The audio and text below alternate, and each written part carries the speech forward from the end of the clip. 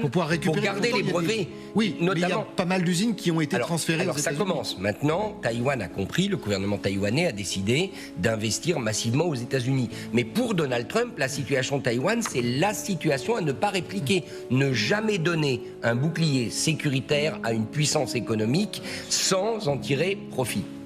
Enfin, toutes les bases américaines ont toujours fait l'objet d'un financement du pays hôte. Donc ce n'est pas nouveau, c'est bien avant Trump. Bien avant Trump, tout le monde a payé pour que les Américains restent dans leur base militaire. Ne l'oublions pas quand même.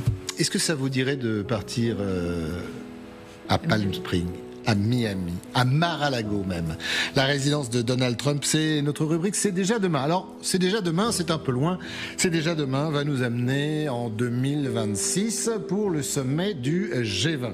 Pourquoi on vous dit ça? Tout simplement parce que, après la déconvenue de la semaine dernière, Donald Trump, qui a vu certains de ses amis, on va dire ça comme ça, partenaires tomber entre les mains. Alors, je cite, regardez le président américain, des amis qui sont tombés dans les ténèbres de la Chine, et il rajoute plus tard les griffes d'un certain Xi Jinping. Le président américain contre-attaque aujourd'hui sur un terrain qu'il connaît bien, et vous allez voir, parce que vous allez l'entendre, c'est pas une blague, le golf. C'est parti. Nous allons maintenant parler de la Floride, le grand État de la Floride. C'est un grand événement d'accueillir le G20.